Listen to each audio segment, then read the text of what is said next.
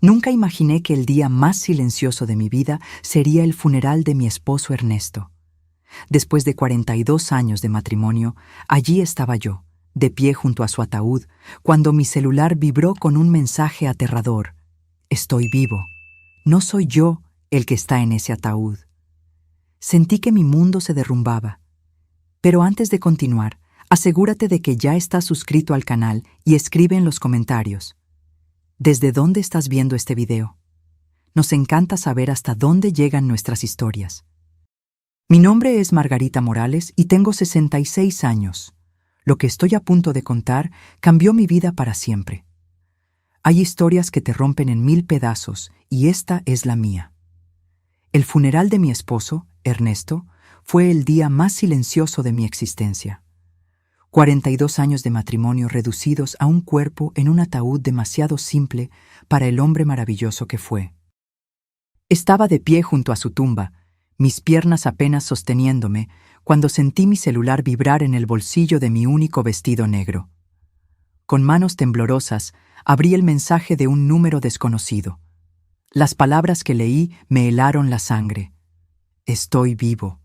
No soy yo el que está en ese ataúd. Mi corazón se disparó. ¿Era una broma cruel? ¿Algún error? Mis dedos temblorosos teclearon. No puedo entender. ¿Dónde estás? La respuesta llegó de inmediato. No puedo decirlo. Me están vigilando. No confíes en nuestros hijos. Levanté la vista de la pantalla, mi mundo colapsando como un castillo de arena. Vi a Carlos y Enrique, mis propios hijos, parados al otro lado del ataúd con expresiones extrañamente tranquilas. Algo andaba mal. Sus lágrimas parecían forzadas, sus abrazos tan fríos como el viento que soplaba en ese cementerio. Recuerdo la primera vez que Ernesto me habló. Era un martes por la mañana soleado en San Juan del Río, nuestro pequeño pueblo mexicano. Yo caminaba hacia el mercado con mi vestido verde descolorido, llevando una cesta vacía que llenaría con lo poco que podía comprar para alimentar a mi madre enferma. Él salió de su pequeña tienda de bicicletas, con las manos manchadas de grasa, y me sonrió con una timidez que derritió mi corazón al instante. «Buenos días, Margarita», me dijo con voz suave. «¿Necesitas que le eche un vistazo a tu bicicleta?» Yo no tenía una bicicleta, pero inventé una excusa solo para poder hablar con él. Ese simple momento se transformó en encuentros bajo la gran higuera en la plaza, luego en promesas de amor eterno, y finalmente en una boda modesta llena de esperanza. Los primeros años fueron difíciles. Vivíamos en una casa de 2 habitaciones con techo de lámina que goteaba cuando llovía. Ernesto trabajaba de sol a sol en su taller, y yo cosía ropa para las mujeres del pueblo. Cuando nació Carlos, sentí una felicidad que creí imposible. Era un bebé perfecto con los ojos grandes de su padre. 2 años después, llegó Enrique, igualmente hermoso. Los crié con todo el amor del mundo, sacrificando mis propias necesidades por las de ellos. Ernesto era un padre maravilloso. Los llevaba a pescar en el río los domingos, les enseñaba a arreglar cosas con las manos y les contaba historias antes de dormir. Éramos una familia unida, o eso creía yo. Con el paso de los años, las cosas comenzaron a cambiar. Carlos, el mayor, siempre fue ambicioso. Desde joven, cuestionaba por qué vivíamos tan modestamente, por qué no teníamos un carro como otras familias. Enrique lo seguía en todo, como siempre hacía. Cuando Carlos cumplió 18 años, Ernesto le ofreció un trabajo en el taller, pero él lo rechazó con desprecio. «No quiero ensuciarme las manos como tú, papá. Voy a ser alguien importante». Esas palabras lastimaron a Ernesto profundamente. Lo veía por las noches en el porche, mirando las estrellas con una tristeza que intentaba esconder de mí. Su hijo había rechazado no solo su trabajo, sino toda su forma de vida. Los años pasaron y Carlos logró hacerse de un nombre en el mundo de los negocios inmobiliarios en la Ciudad de México. Enrique lo siguió poco después. Ambos comenzaron a ganar dinero, mucho más del que Ernesto y yo jamás vimos. Al principio, yo estaba orgullosa. Mis hijos habían escapado de la pobreza. Pero poco a poco, esa alegría se transformó en tristeza. Las visitas se hicieron menos frecuentes, las llamadas telefónicas más cortas. Cuando venían, llegaban en carros caros, vistiendo trajes elegantes, hablando de inversiones y propiedades. Miraban nuestra humilde casa con una extraña mezcla de lástima y vergüenza. «Mamá», me dijo Carlos durante una visita, «deberían mudarse a un lugar mejor. Esta casa se está cayendo a pedazos». Tenía razón, pero esa casa guardaba todas nuestras memorias.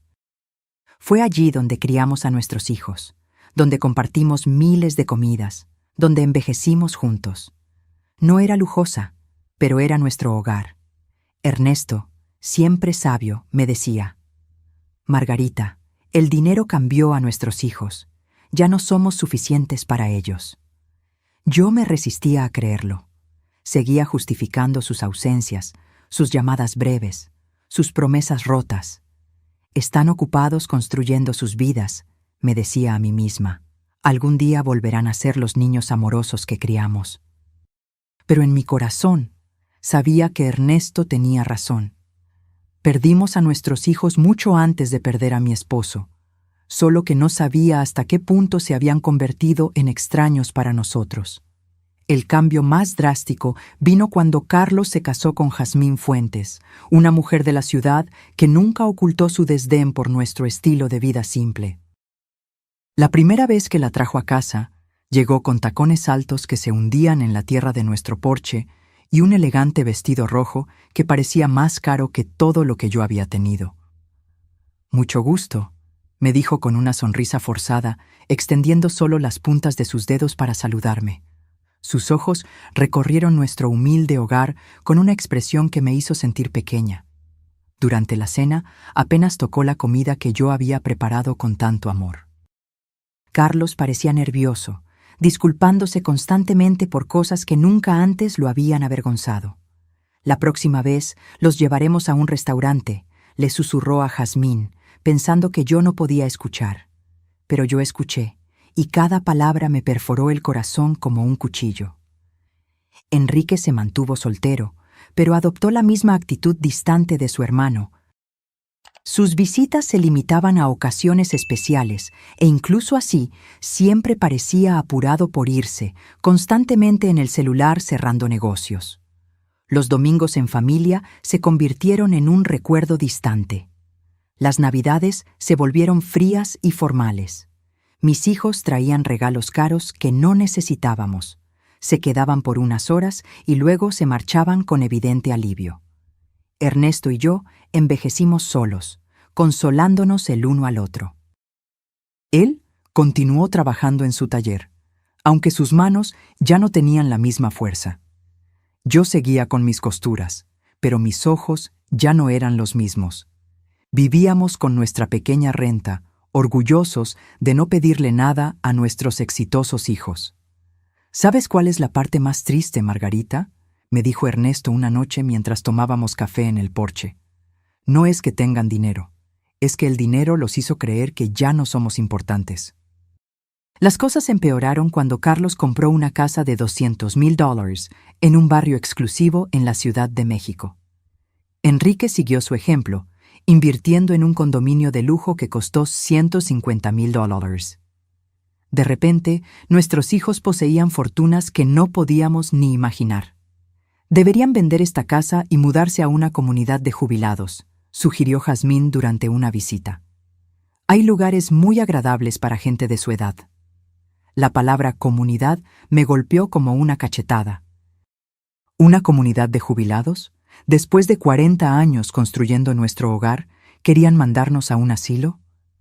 «No necesitamos un asilo», respondió Ernesto con dignidad. «Estamos bien aquí en nuestra casa». Pero vi la expresión en los rostros de Carlos y Enrique. Apoyaban la idea de Jazmín. Para ellos éramos una carga, un problema que debía resolverse de la manera más conveniente. Fue entonces cuando las sugerencias más directas comenzaron. Carlos llegó un día con papeles en la mano, documentos que había preparado sin consultarnos. «Papá, mamá», dijo con esa sonrisa falsa que había perfeccionado. «He estado pensando en su futuro. Esta casa vale a lo sumo $1,000. Si la venden, puedo agregar algo de dinero para que se muden a un lugar mejor. Para nosotros, no había un lugar mejor que el hogar donde fuimos felices por décadas. Pero Carlos no lo entendía. Para él, todo se reducía a valores monetarios. Además, continuó, creo que papá debería jubilarse del taller. Ya tiene 70 años. Es hora de descansar. Ernesto lo miró con infinita tristeza. Hijo, trabajar no es una carga para mí. Es lo que me mantiene vivo, lo que le da sentido a mis días. Pero podrías lastimarte, insistió Enrique. A tu edad, un accidente sería muy peligroso. Sus palabras sonaban cariñosas, pero yo sentía algo más detrás de ellas, una impaciencia, una urgencia que no podía entender del todo. Los meses siguientes fueron tensos. Mis hijos aumentaron la presión para que vendiéramos la casa. Trajeron a agentes de bienes raíces sin avisarnos. Valuaron la propiedad sin nuestro permiso. Durante una cena particularmente incómoda, Carlos nos dijo: Jazmín y yo hemos decidido tener hijos pronto. Vamos a necesitar ayuda con los gastos. Si ustedes venden la casa y se mudan a un lugar más pequeño, ese dinero podría ser una herencia adelantada. ¿Una herencia adelantada? Estaba pidiendo nuestra herencia mientras aún estábamos vivos. La audacia de la petición me dejó sin palabras. Ernesto se mantuvo tranquilo, pero vi su mandíbula tensarse. Hijo, cuando tu madre y yo muramos, todo lo que tenemos será de ustedes, pero mientras estemos vivos, nuestras decisiones son nuestras. No seas terco, interrumpió Enrique con una aspereza que nunca le había visto antes. Ya están viejos, no pueden seguir viviendo en el pasado. Esa noche, después de que se marcharon, Ernesto y yo hablamos hasta el amanecer. Por primera vez en nuestro matrimonio, discutimos la posibilidad de que nuestros hijos no fueran las personas que creíamos haber criado. Algo anda mal, Margarita, dijo mi esposo con una preocupación que nunca había visto en sus ojos. Esto no es solo ambición o impaciencia. Hay algo más oscuro detrás de toda esta presión. No tenía idea de cuán profundamente correctas eran sus palabras. La última conversación normal que tuve con Carlos fue 3 semanas antes de la muerte de Ernesto. Vino solo, sin Jazmín, y parecía más serio de lo normal. «Mamá», me dijo, sentado a la mesa de la cocina donde tantas veces había desayunado de niño, «quiero que sepas que, pase lo que pase, Enrique y yo siempre cuidaremos de ti». Sus palabras me tranquilizaron en ese momento, pero ahora, recordándolas al lado de la tumba de Ernesto, me daban escalofríos. ¿Por qué dijo, pase lo que pase? ¿Qué sabía él que yo no sabía? El accidente que lo cambió todo sucedió un martes por la mañana. Ernesto había salido temprano para el taller, como lo hacía todos los días desde hacía más de 40 años. Yo estaba en la cocina, preparando su almuerzo favorito, cuando el teléfono sonó con una urgencia que me causó escalofríos. «¿Señora Morales?», preguntó una voz desconocida. «Le llamo del Hospital Memorial. Su esposo sufrió un accidente grave». «Tiene que venir de inmediato». Las palabras se mezclaron en mi mente. El mundo se detuvo. Mis piernas se sintieron como gelatina y tuve que agarrarme del marco de la puerta para no caerme. Mi vecina, Dolores, me llevó al hospital porque yo temblaba tanto que apenas podía sostener las llaves. Durante el camino, mi mente se negaba a procesar lo que estaba sucediendo. Ernesto era cuidadoso, meticuloso en su trabajo. ¿Cómo pudo haber pasado esto? Cuando llegamos, Carlos y Enrique ya estaban allí. Eso me sorprendió, porque nadie les había notificado aún, al menos no yo. Pero en mi desesperación no presté atención a ese detalle. «Mamá», dijo Carlos abrazándome, «papá está mal. Los médicos dicen que una de las máquinas del taller explotó. Tiene quemaduras graves y una lesión cerebral traumática». Los ojos de Enrique estaban rojos, pero algo en su expresión parecía extraño. Parecía más nervioso que triste, como alguien esperando noticias importantes en lugar de alguien sufriendo por su padre. Cuando entré en esa sala de terapia intensiva, mi corazón se hundió. Ernesto estaba conectado a una docena de máquinas, con vendajes cubriendo la mayor parte de su rostro y brazos.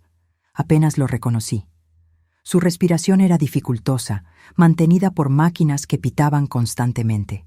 Me acerqué a su cama y tomé su mano, la única parte de su cuerpo que parecía intacta.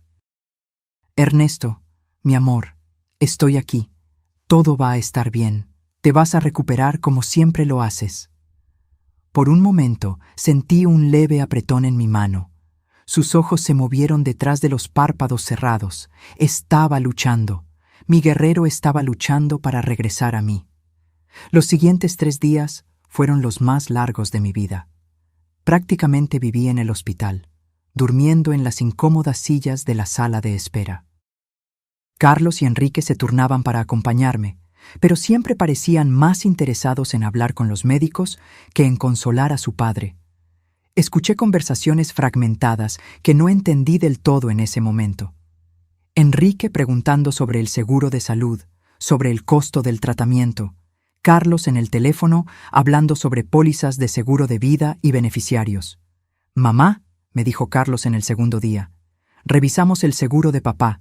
Tiene una póliza de $50,000. También hay una póliza de accidentes de trabajo que puede cubrir hasta $75,000 más». ¿Por qué hablaba de dinero cuando Ernesto aún luchaba por su vida? ¿Por qué se preocupaba por el seguro en lugar de la recuperación de su padre? «No me importa el dinero», respondí bruscamente. «Solo quiero que tu padre se recupere». «Claro, mamá», dijo, pero vi algo en sus ojos que no me gustó. Una frialdad, como si estuviera calculando mientras su padre moría. En el tercer día, los médicos nos dieron la noticia más devastadora de mi vida. El doctor Pérez nos reunió en una pequeña oficina. «Señora Morales, la condición de su esposo es crítica. Las quemaduras se han infectado y el traumatismo craneal es más grave de lo que pensábamos inicialmente. Necesitamos ser realistas sobre sus posibilidades». «¿Qué significa eso?», pregunté, aunque mi corazón ya sabía la respuesta. «Significa que necesitamos prepararnos para lo peor. Su esposo está en un coma inducido. Podríamos mantenerlo vivo indefinidamente, pero la calidad de vida es altamente improbable que recupere la conciencia». Mi mundo se derrumbó. 42 años de matrimonio, una vida entera construida juntos. Y ahora me decían que todo se estaba desvaneciendo como humo. «Queremos intentarlo todo», dije entre sollozos. «No importa el costo, no importa cuánto tiempo tome». Pero Carlos intercambió una mirada con Enrique que me dejó profundamente perturbada. «Mamá», dijo Carlos con una voz que intentaba sonar comprensiva, «tenemos que ser prácticos. Papá no querría vivir así. Siempre dijo que nunca quiso ser una carga para nadie». «¿Una carga?», exploté con una furia que no sabía que tenía. «Él es su padre, no es una carga. Es el hombre que los crió, que trabajó toda su vida para darles lo mejor que pudo». «Lo sabemos, mamá», intervino Enrique, «pero también tenemos que pensar en ti. Las cuentas médicas serán enormes. Pueden acabar con todos tus ahorros». De nuevo, dinero, siempre dinero. Mi esposo se estaba muriendo y ellos calculaban costos. Esa noche, sola en la habitación del hospital, tomé la mano de Ernesto y le hablé como si pudiera oírme. «Mi amor, no sé qué hacer. Los médicos dicen que no hay esperanza, pero no puedo dejarte ir. No puedo imaginar mi vida sin ti». Fue entonces cuando algo sucedió que aún me da escalofríos. Sus dedos se movieron levemente, apretando los míos con una fuerza casi imperceptible. Sus labios se movieron como si intentara decir algo, pero ningún sonido salió. Llamé a las enfermeras, desesperada. «Está reaccionando, está tratando de hablar». Pero cuando llegaron, Ernesto había vuelto a su estado anterior. La enfermera verificó los monitores y sacudió la cabeza. «A veces hay espasmos musculares involuntarios, señora. No significa que esté consciente». Pero yo sabía lo que había sentido. Ernesto había intentado comunicarse conmigo. Había luchado para decirme algo importante. 2 días después, en las primeras horas de la mañana, Las alarmas de la máquina sonaron. Las luces parpadearon. Las enfermeras corrieron a la habitación de Ernesto. Yo estaba dormitando en el pasillo cuando el ruido me despertó. «¡No, no, no!», grité, corriendo hacia la habitación. Los médicos trabajaron durante 40 minutos intentando resucitarlo, pero fue inútil. A las 4:37 de la mañana, Ernesto fue declarado oficialmente muerto. El dolor que sentí en ese momento era físico, como si me hubieran arrancado el corazón del pecho. Me derrumbé al lado de su cama, abrazando su cuerpo aún caliente, negándome a aceptar que se había ido para siempre. Carlos y Enrique llegaron al hospital 1 hora después de la muerte de su padre. Parecían preparados, como si hubieran estado esperando la llamada. Trajeron papeles, documentos y números de teléfono de funerarias. «Ya hablamos con la funeraria de San Juan del Río», me dijo Carlos mientras yo aún lloraba inconsolablemente. «Pueden recoger el cuerpo esta mañana». «También nos pusimos en contacto con el seguro», agregó Enrique. «El proceso de reclamación ya está en marcha». ¿Cómo podían ser tan eficientes, tan organizados, tan fríos apenas 1 hora después de perder a su padre? Algo andaba mal. Pero mi luto era tan intenso que no podía pensar con claridad. El funeral se programó para el lunes siguiente. Carlos se encargó de todos los arreglos sin realmente consultarme. Eligió el ataúd más simple, el servicio más corto, como si quisiera terminar con todo lo más rápido posible. «Es lo que papá hubiera querido», dijo cuando me quejé de no haber sido incluida en las decisiones. Algo simple, sin alardes. Pero Ernesto merecía algo mejor que esa prisa indecente por enterrarlo y olvidarlo. El día del funeral llegó, nublado y frío, como si el propio cielo estuviera llorando por Ernesto. Me puse mi único vestido negro, el mismo que usé en el funeral de mi madre años atrás. Mis manos temblaban tanto que Dolores tuvo que ayudarme a abotonar los pequeños botones en la espalda. «Sé fuerte, Margarita», mi querida amiga susurró mientras peinaba cuidadosamente mi cabello. «A Ernesto le gustaría verte fuerte». Pero no me sentía fuerte. Me sentía vacía, como una concha sin alma. 42 años de matrimonio no se pueden enterrar tan fácilmente. Cada objeto en la casa me recordaba a él. Su taza de café en la mesa, sus herramientas en el porche, su almohada que aún conservaba su olor. Cuando llegamos al cementerio, me sorprendió lo poca gente que asistió. Esperaba ver a más colegas de trabajo de Ernesto, más vecinos, más conocidos, pero éramos solo Carlos, Enrique, Jazmín, Dolores, yo y el pastor. «¿Dónde están los muchachos del taller?», le pregunté a Carlos. «No queríamos molestar a nadie», respondió rápidamente. Papá era una persona reservada. Hubiera preferido algo íntimo. Pero eso no era cierto. Ernesto amaba a su comunidad. Se preocupaba por sus vecinos. Él habría querido que vinieran a despedirse. ¿Por qué Carlos había decidido hacerlo todo tan secreto, tan apresurado? Durante el servicio, observé a mis hijos con un extraño desapego emocional. Carlos mantenía una expresión solemne apropiada para la ocasión, pero sus ojos constantemente se desviaban al reloj. Enrique parecía inquieto, como si tuviera cosas más importantes que hacer. Jazmín discretamente revisaba su celular detrás de su velo negro. Así fue como se despidieron de su padre, con impaciencia y distracciones. Cuando llegó la hora de echar tierra sobre el ataúd, mis piernas se negaron a sostenerme. Dolores tuvo que apoyarme mientras yo sollozaba incontrolablemente. El sonido de la tierra golpeando la madera fue final, concluyente, sin esperanza. Fue en ese preciso momento, parada al lado de la tumba, que mi celular vibró. Un mensaje de texto de un número desconocido. «Estoy vivo. No soy yo el que está en ese ataúd». Mi corazón se detuvo. Las letras danzaban frente a mí como si estuviera alucinando.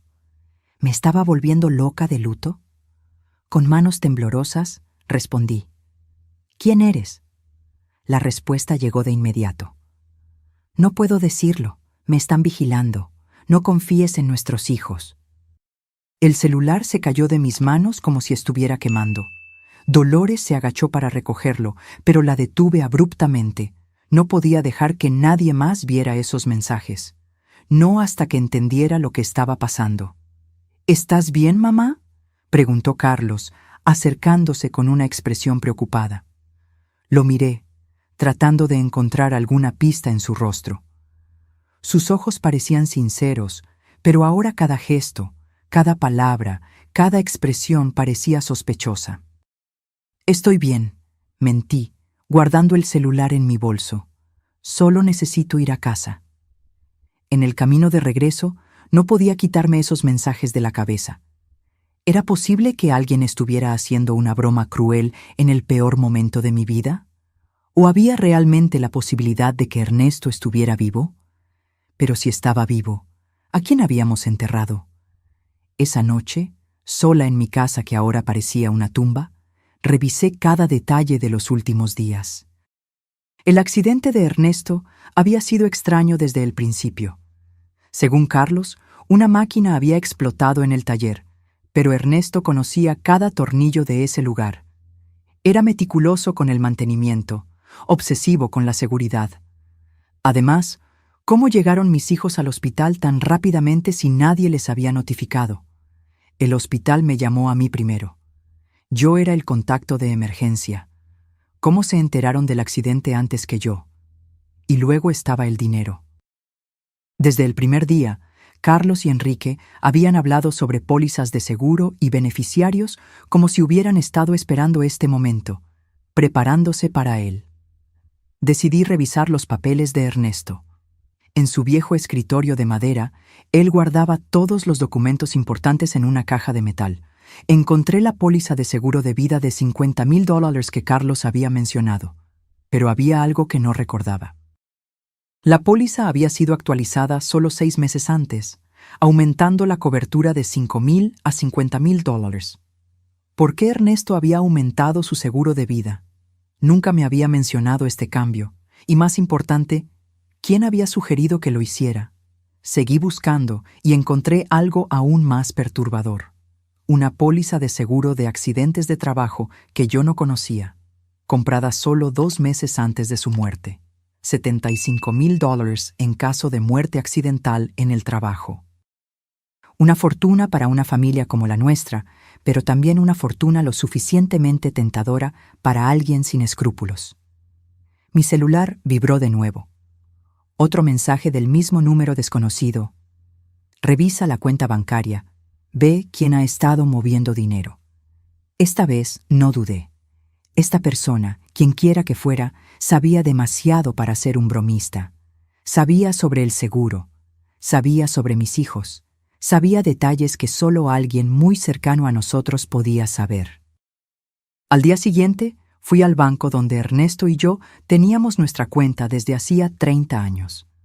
La señora Juárez, la gerente que nos conocía desde hacía años, me saludó con sinceras condolencias. Margarita, lo siento mucho por Ernesto. Él era un buen hombre. Gracias, señora Juárez. He venido a revisar nuestras cuentas. Necesito entender nuestra situación financiera. Ella me mostró los estados de cuenta de los últimos 6 meses. Lo que vi me heló. En los últimos 3 meses, se habían hecho grandes retiros de nuestra cuenta de ahorros. $1,000 en enero, $3,000 en febrero, $4,000 en marzo. Dinero que yo no sabía que se había movido. ¿Quién autorizó estos retiros?, pregunté, con la voz temblorosa. Su esposo vino personalmente, explicó la señora Juárez. Dijo que necesitaba el dinero para reparaciones en el taller, pero yo me encargaba de las cuentas de la casa. Sabía exactamente cuánto dinero teníamos y en qué lo gastábamos. Ernesto nunca había mencionado reparaciones costosas en el taller. ¿Tiene las firmas de esos retiros?, pregunté. Ella me mostró los recibos. En efecto, parecía la firma de Ernesto, pero algo en la caligrafía parecía extraño.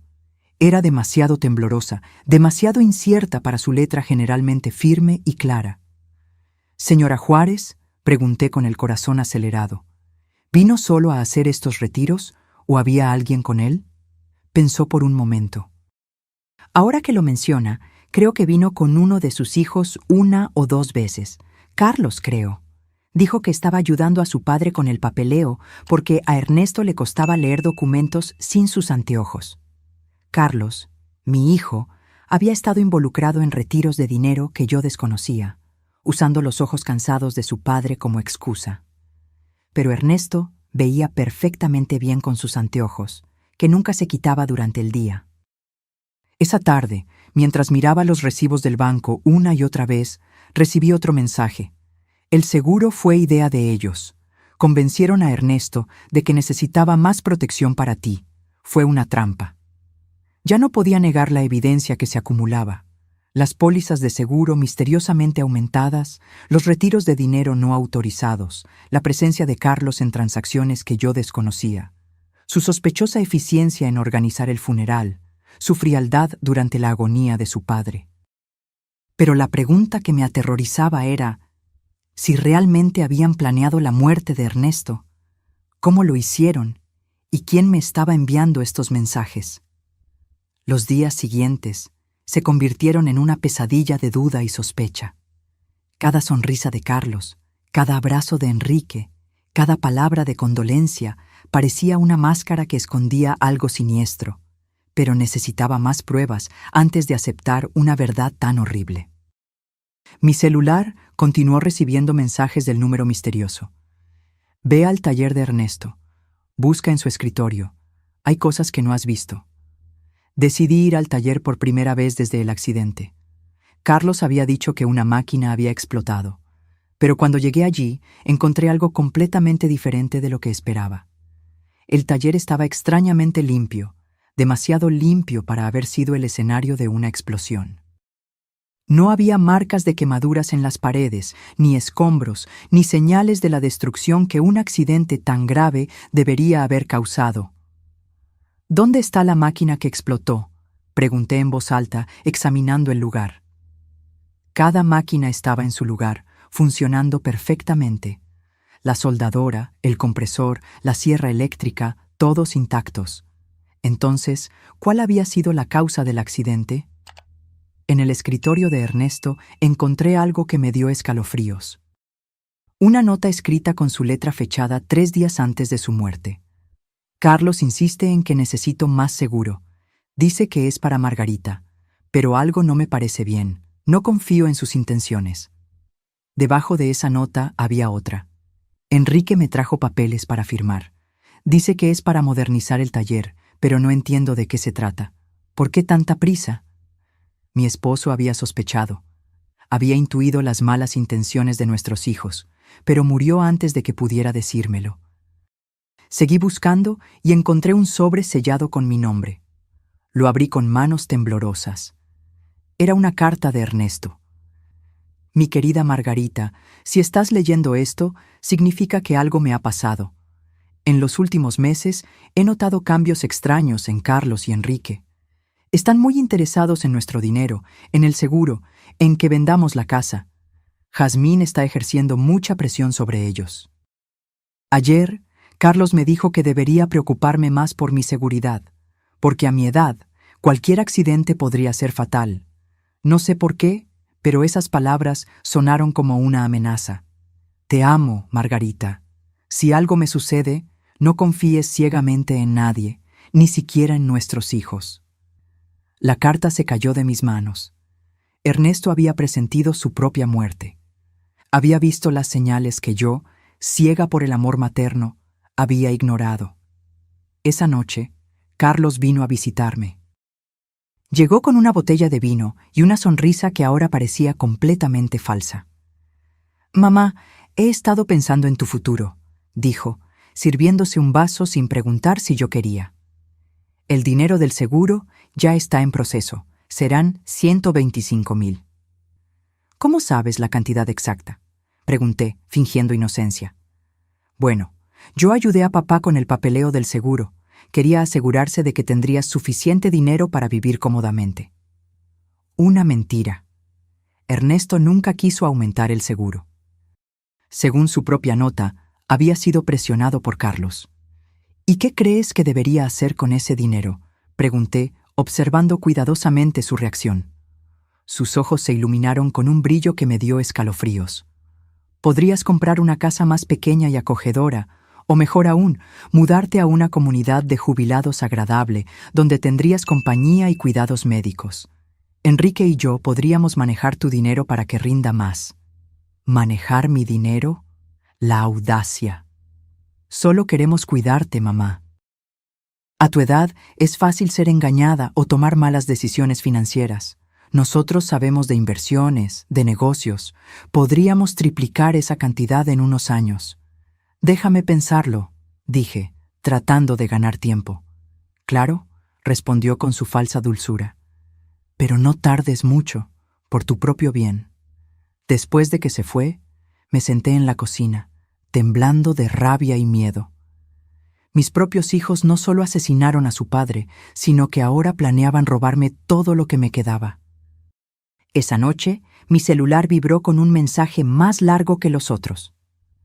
Margarita, soy Steven Ramírez, un detective privado. Ernesto me contrató 3 semanas antes de morir porque desconfiaba de Carlos y Enrique. Lo envenenaron con metanol mezclado en su café de la mañana. Tengo evidencia de audio de sus conversaciones, planeándolo todo. Mañana, a las 3 de la tarde, ve al café de la esquina. Siéntate en la mesa del fondo. Estaré allí. Finalmente, sabría quién me estaba enviando esos mensajes y, más importante, tendría las pruebas necesarias para obtener justicia por la muerte de mi esposo. Pero también sabía que no tenía mucho tiempo. Carlos y Enrique habían revelado sus intenciones. Si no actuaba rápido, terminaría encerrada en un asilo mientras ellos gastaban el dinero que le costó la vida a Ernesto. La guerra había comenzado. Y aunque era una mujer de 66 años contra 2 hombres despiadados, tenía algo que ellos no tenían: la verdad. Y la verdad, tarde o temprano, siempre encuentra la manera de salir a la luz. El día siguiente llegó cargado de nerviosismo y expectación.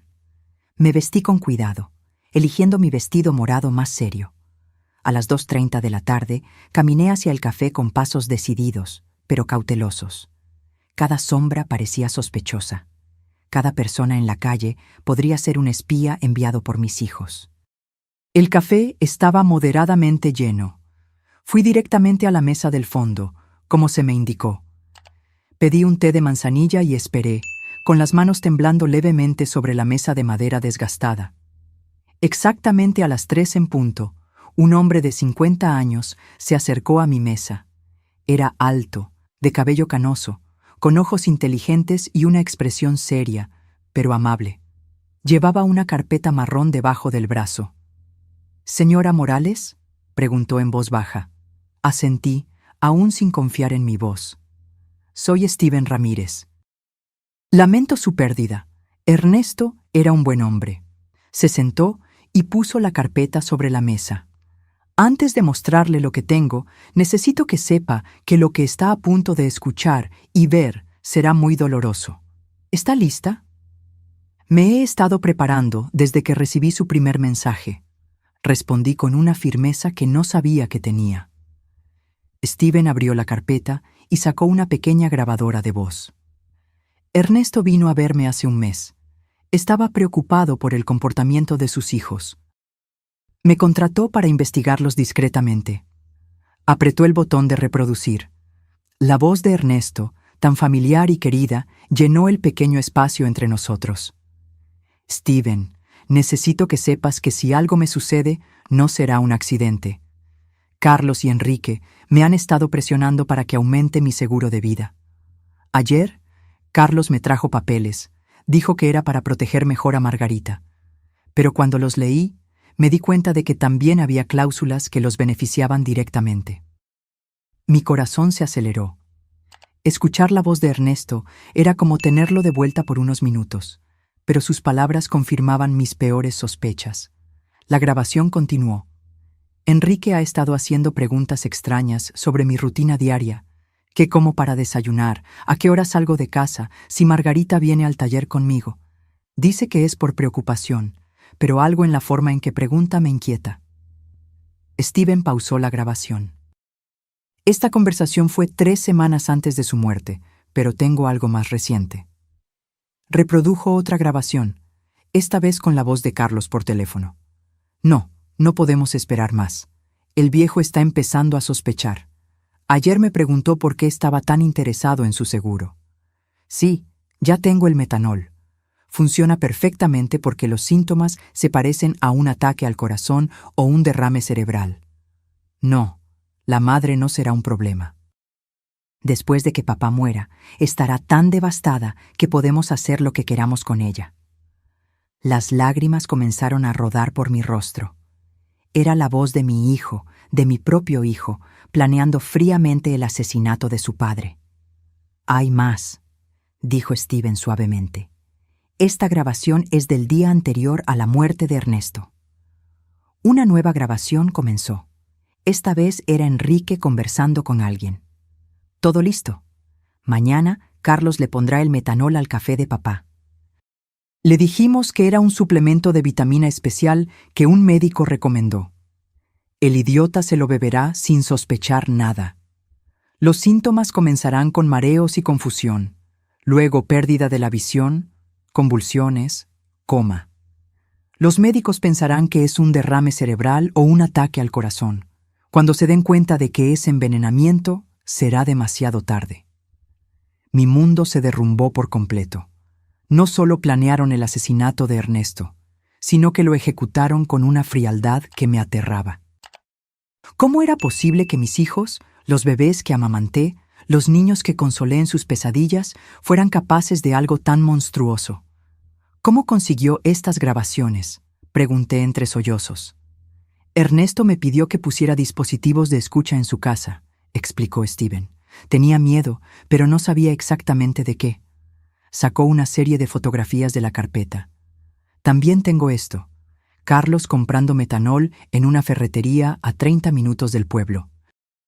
Pagó en efectivo y usó un nombre falso, pero tengo esto en video.